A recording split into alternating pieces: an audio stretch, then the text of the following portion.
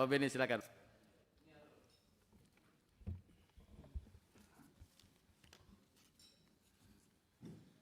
Baik, yang saya hormati pimpinan Komisi 3, yang saya hormati Bapak Ibu anggota Komisi 3, Pak Kapolri dengan Pak Kapolri belum ada ya, bahkan belum ada. Oke. Dan para pejabat utama, dan yang saya banggakan para Kapolda 38 provinsi. Saya sebetulnya pimpinan tidak bermaksud untuk mengajukan pertanyaan, tetapi ada hal yang penting yang saya lihat.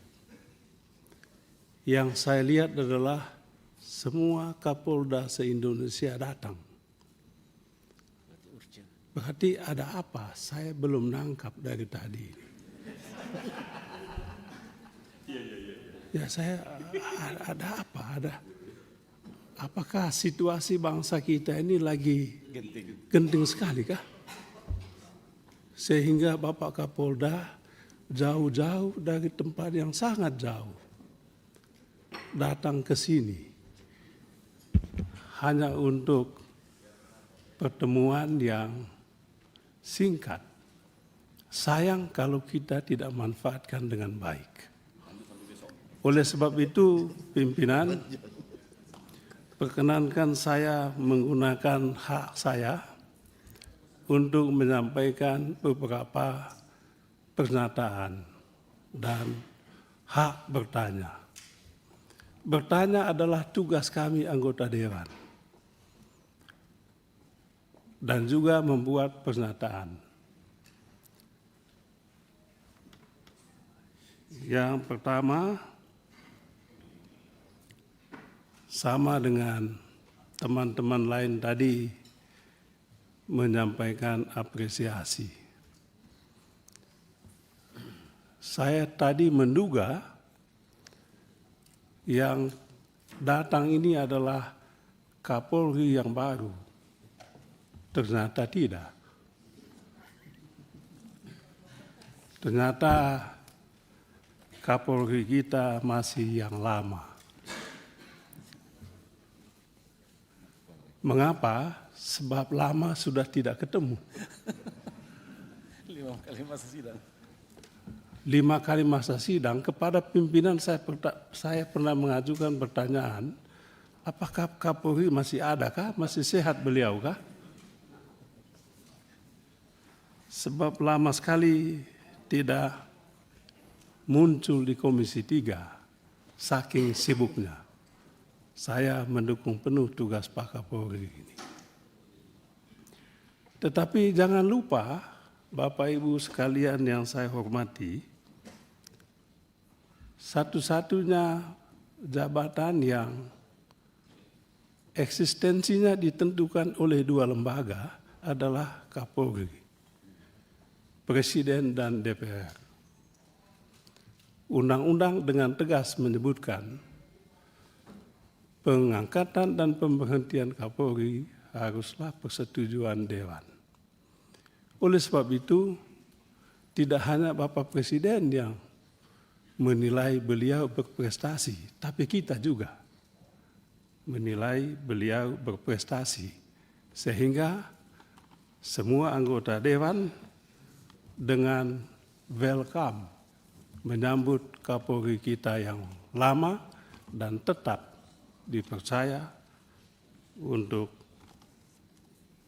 periode presiden yang baru. Beliau masih lama pensiunnya, 5 tahun lagi. Jadi bisa Kapolri menjabat 5 tahun lagi sampai 2029 ketika pemilu mulai lagi. Yang kedua, saya apresiasi kepada pimpinan Komisi 3 yang lengkap datang. Baru kali ini juga. Dan apresiasi juga karena semuanya masih muda. Bisa aja.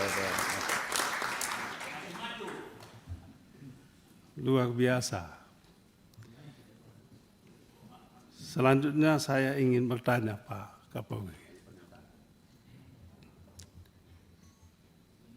Bapak Presiden Prabowo dengan tegas meminta judi online dibasmi habis-habisan. Tetapi sedikit juga disampaikan bahwa judi online tidak mungkin tumbuh berkembang kalau tidak ada yang membackingi.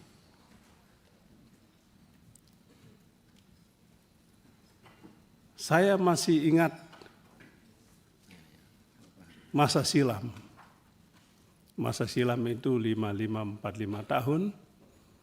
Ketika kita masih ribut-ribut soal satgas-satgas yang ada di Mabes Polri. Dan pada saat itu ada Satgas Merah Putih,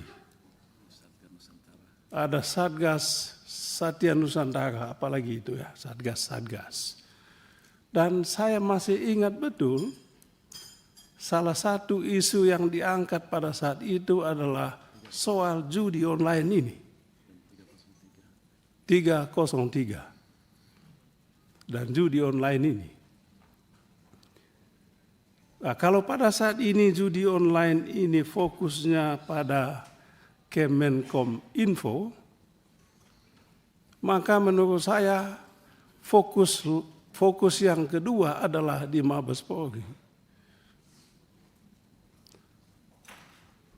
Apakah Pak Kapolri siap membersihkan institusi kepolisian dari oknum-oknum yang membackingi judi online ini?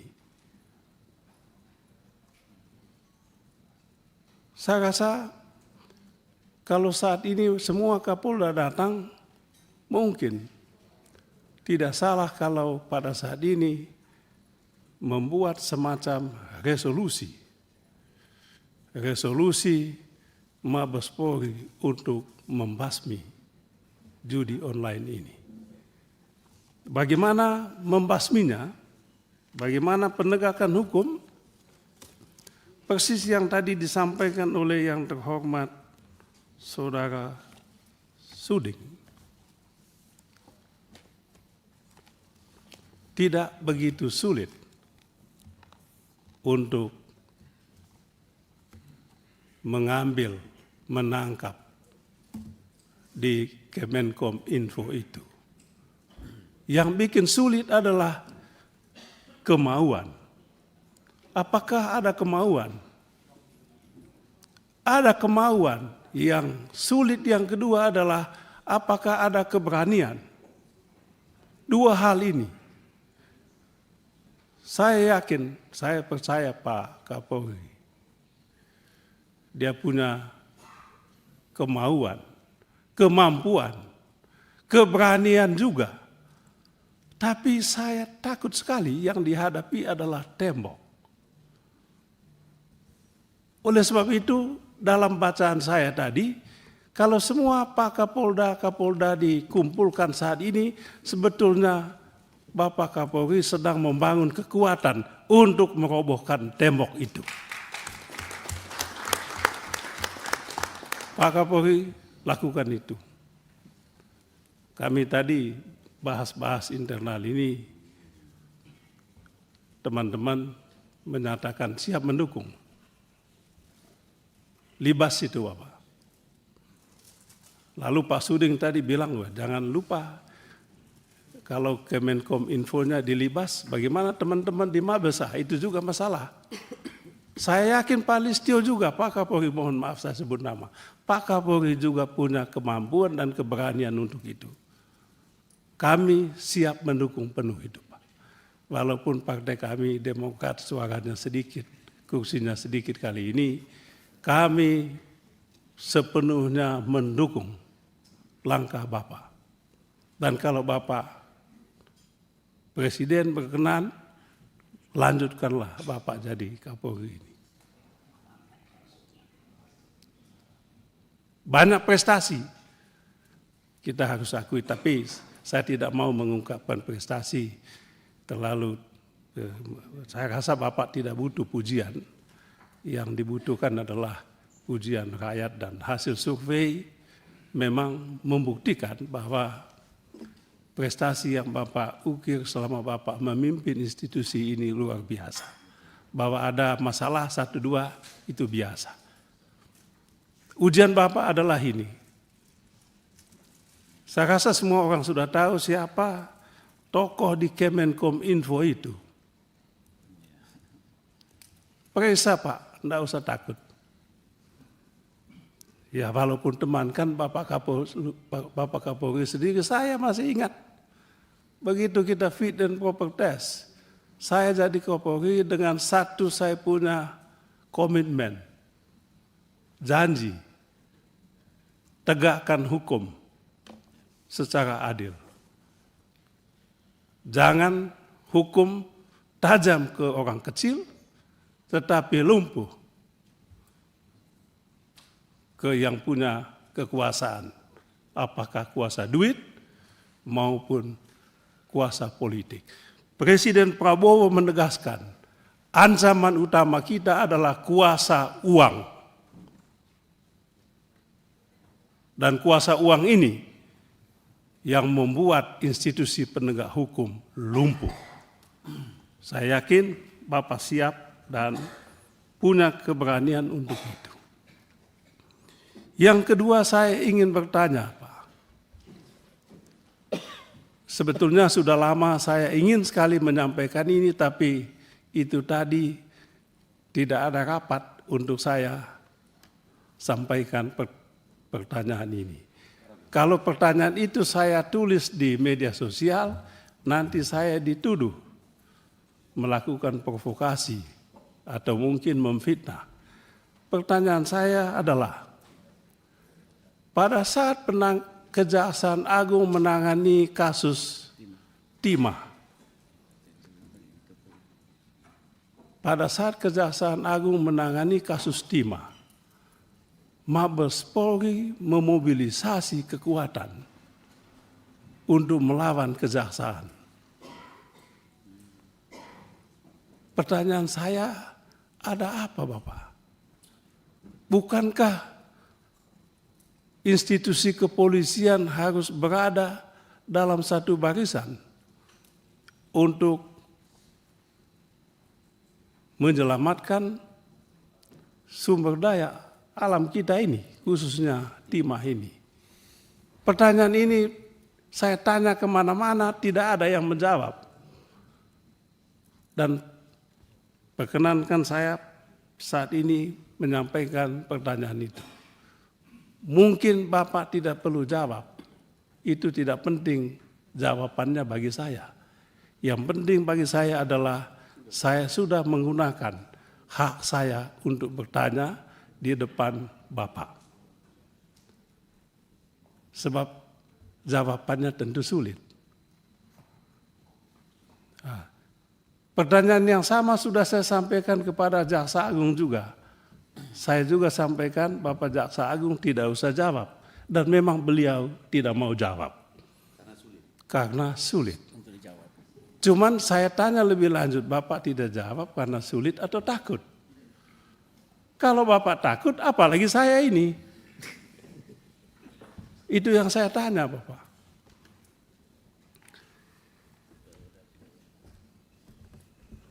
Itu dua pertanyaan yang ingin saya sampaikan kepada Pak Kapolri, dan saya tadi mengikuti sedikit Pak pertanyaan paparan Bapak ini.